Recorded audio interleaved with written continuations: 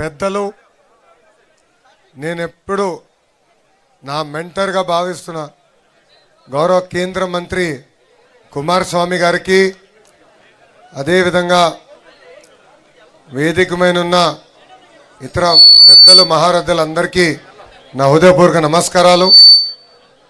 ఈరోజు నేను ఇక్కడికి ఎందుకు వచ్చానంటే మీ రుణం తీర్చుకోవడానికి వచ్చాను. ఎందుకంటే ఆనాడు ఆంధ్ర రాష్ట్ర గౌరవ ముఖ్యమంత్రి శ్రీ నారా చంద్రబాబు నాయుడు గారి పైన దొంగ కేసు పెట్టి 58 రోజులు జైల్లో బంధిస్తే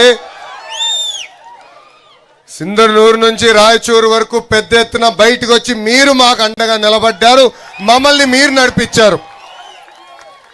మీకు ఒక కార్యక్రమంగా అనిపించవచ్చు, కానీ నా తల్లి భువనేశ్వరమ్మ కానివ్వండి, నాకు కానివ్వండి, బ్రహ్మణికి కానివ్వండి, దేవాంశ్ కానివ్వండి, ఆ రోజు ఒక తెలియని పరిస్థితి, భవిష్యత్తు ఎలా ఉంటుందో తెలియదు. నాన్నగారినేమో ఏకంగా రాజమండ్రి జైల్లో బంధించారు. ప్రజలు ఏమనుకుంటున్నారో ఆలోచించిన రోజు మీరు బయటకు వచ్చారు, మీరు మాకు అండగా నిలబడ్డారు. ఆ రుణం తీర్చుకునేదానికే ఈ రోజు మీ లోకేష్ మీ ముందర నిలబడ్డారు. ఆ 58 రోజులు బాబు గారిని ఎప్పుడు కలిసినా చెప్పేవాడిని, వాళ్ళు చేస్తున్న ఆరోపణలు ఎవరు నమ్మట్లేదు.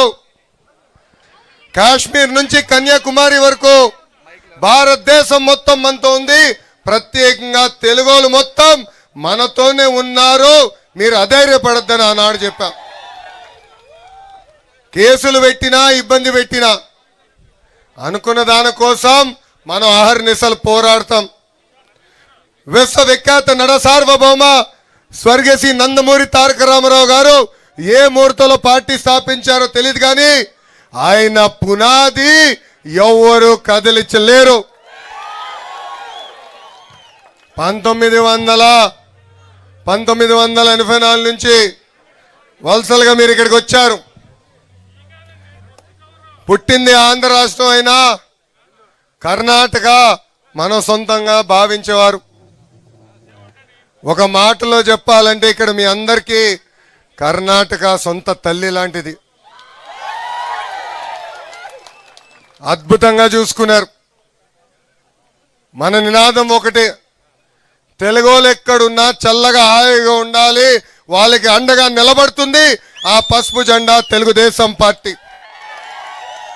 ఇక్కడ మీ అందరు తెలుసు, దేవేగౌడ గారి దగ్గర నుంచి కుమారస్వామి వరకు మా కుటుంబానికి వాళ్ళ కుటుంబానికి ఎంత అనుబంధం ఉందో. ఆనాడు యునైటెడ్ ఫ్రంట్ గౌరవ ముఖ్యమంత్రి చంద్రబాబు నాయుడు గారు ఉంటే భారతదేశ ప్రధానమంత్రిగా దేవేగౌడ గారు ఆనాడు ఉన్నారు. కరెక్ట్గా 30 సంవత్సరాల తర్వాత కుమారస్వామి గారు పక్కన నుంచిన అదృష్టం నాకు ఈరోజు కలిగింది. ఇక్కడ ఉన్న ఆంధ్రులందరూ ఒక విషయం గుర్తుపెట్టుకోండి, ఆనాడు విశాఖ ఉక్కు ఆంధ్రుల హక్కు అని పోరాడాం. విశాఖపట్నానికి స్టీల్ ప్లాంట్ తీసుకొచ్చాం. గత పాలకుల వల్ల విశాఖ ఉక్కు అనేక ఇబ్బందులు పడింది, మూతపడే పరిస్థితి వచ్చింది. కానీ నేనుండా మీకు అండగా నిలబడతానని చెప్పిన ఏకైక వ్యక్తి గౌరవనీయులు కుమారస్వామి గారు. నేను ఎప్పుడు భయపడేవాడిని విశాఖ ఉక్కుకి ఏమవుతుందని. గౌరవ ఎంపీ గారు ఉన్నారు, భరత్ గారు, విశాఖపట్నం ఎంపీ గారు, ఆయనకి ఎప్పుడు చెప్పేవారిని, సార్ నేను ఒక్కసారి ఆయన కన్విన్స్ చేయని. ఒక 10 సార్లు కలిసిన తర్వాత గురువుగారే నాకు ఫోన్ చేసి, బ్రదర్ ఎందుకు కంగారు పడుతున్నావు, విశాఖ ఉక్కుని కాపాడే బాధ్యత నేను తీసుకుంటానని చెప్పిన గొప్ప వ్యక్తి కుమారస్వామి గారు.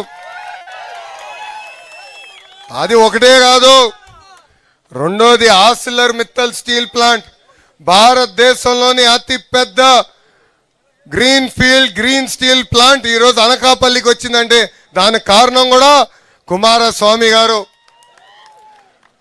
అందుకే ఈ సభాముఖంగా ఇంకో విషయం చెప్పాలనుకున్నా, సార్ మేము మీకు రుణపడి ఉన్నాం. People of Andhra Pradesh owe you a lot. So we look forward to working with you. We look forward to taking our two great states together forward and develop it and not only make India proud, but in the process make Karnataka and Andhra Pradesh proud, sir. Thank you very much for your support. You've always stood by me personally, and you are a great mentor to all of us. ఇంత అద్భుతంగా మనకి అండగా నిలబడిన కుమారస్వామి గారికి హృదయపూర్వక ధన్యవాదాలు తెలుపుకుంటూ నాకు ఇంత అద్భుతమైన అవకాశం ఇచ్చిన మీ అందరికీ పేరు పేరున